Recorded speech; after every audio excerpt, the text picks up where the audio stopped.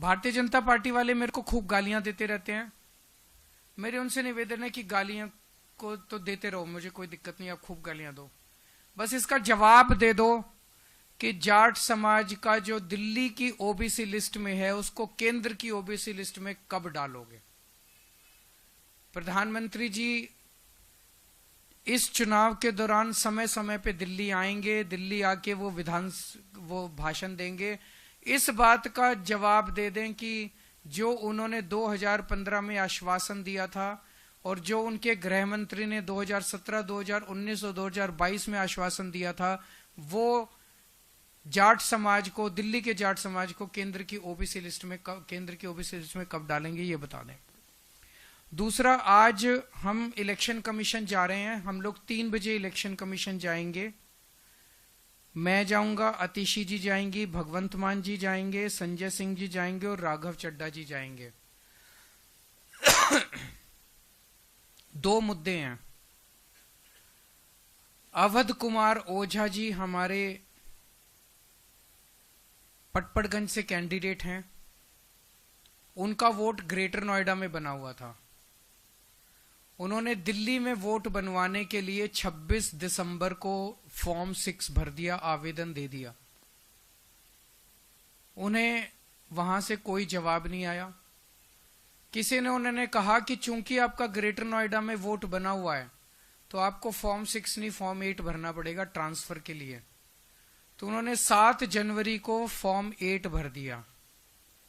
कानून के मुताबिक 7 जनवरी लास्ट डेट थी फॉर्म 8 भरने की। इलेक्शन कमीशन के मैनुअल ये कहते हैं कि आखिरी डेट ऑफ नॉमिनेशन से 10 दिन पहले तक फॉर्म 6, फॉर्म 8, फॉर्म 7 भरे जा सकते हैं। 17 जनवरी लास्ट डेट है तो 10 दिन पहले मतलब 7 जनवरी लास्ट डेट थी। उन्होंने लास्ट डेट को फॉर्म 8 अपना भर दिया कि मेरा ग्रेटर नोएडा से दिल्ली वोट शिफ्ट करवा दिया जाए। दिल्ली के चुनाव आयोग सीईओ इलेक्टोरल ऑफिसर जो है दिल्ली की, उन्होंने एक ऑर्डर निकाला जिसमें उन्होंने लिखा कि 7 जनवरी लास्ट डेट है। मिस्टीरियसली एक दिन बाद दोबारा ऑर्डर निकाला और उसमें कह दिया 6 जनवरी लास्ट डेट है। यह दूसरा ऑर्डर क्यों निकाला गया? ये कानून के खिलाफ है, इलेक्शन कमीशन की गाइडलाइंस के खिलाफ है, इलेक्शन कमीशन के मैनुअल के खिलाफ है। मैनुअल ये कहता है, गाइडलाइंस ये कहती है कि लास्ट डेट ऑफ नॉमिनेशन के 10 दिन पहले तक एक्सेप्ट किया जाएगा। 10 दिन पहले होते हैं 7 जनवरी। 7 जनवरी लास्ट डेट होनी चाहिए थी। चीफ इलेक्टोरल ऑफिसर ने भी ऑर्डर निकाला था 7 जनवरी लास्ट डेट होगी।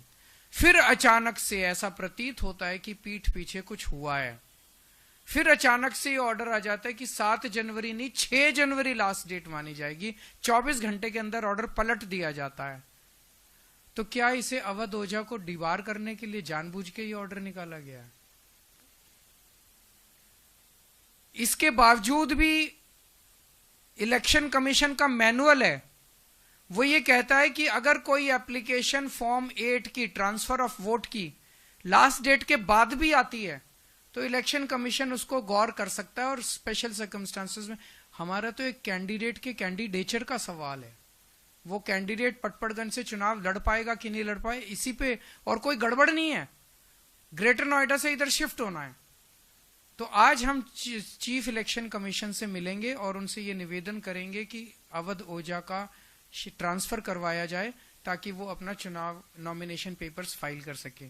और दोबारा दूसरी मुद्दा है जो अभी 2-3 दिन पहले संजय सिंह जी ने उठाया था कि नई दिल्ली विधानसभा के अंदर भारतीय जनता पार्टी के कई सारे, परवेश वर्मा जी, कमल संदेश जी, सीपी जोशी जी, कमलेश पासवान जी,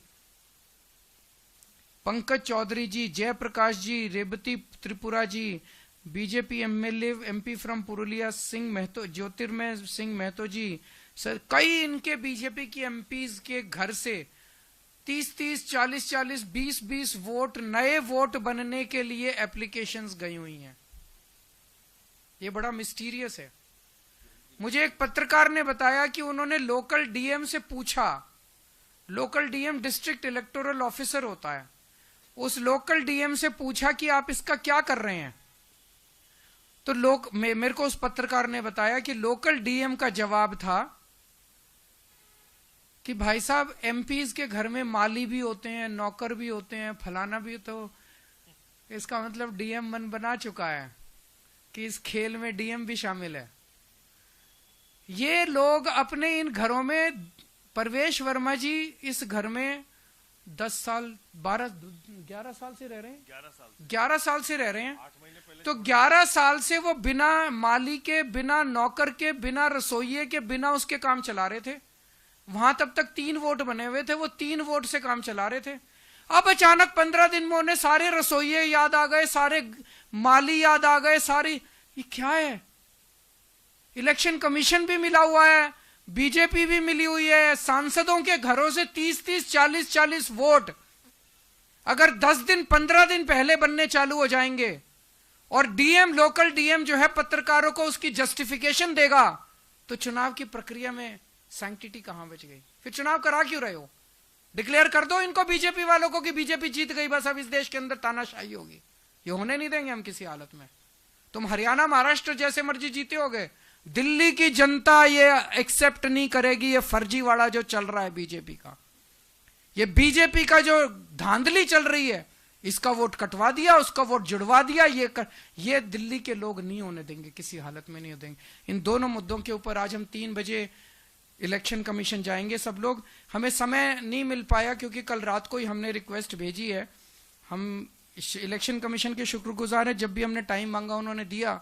तो आज हम 3 बजे जाके वहां वेटिंग एरिया में बैठ जाएंगे, जैसे ही उनको समय होगा वो हमें बुला लेंगे अंदर। और चूंकि मामला बहुत अर्जेंट है, अगर तुरंत अवध ओझा का ट्रांसफर नहीं हुआ तो वो नॉमिनेशन पेपर नहीं भर पाएगा, और अगर तुरंत इसके कार्रवाई नहीं हुआ और डीएम, लोकल डीएम मिला हुआ इनके साथ, डीएम ने अगर ये सारे ऐड कर दिए वोट, तो फिर उनको रिजेक्ट कराना मुश्किल हो जाएगा, क्योंकि अब लास्ट डेट खत्म हो चुकी है। तो इन दोनों मुद्दों के ऊपर आज हम उनसे मिलने के लिए जाएंगे। बहुत बहुत शुक्रिया।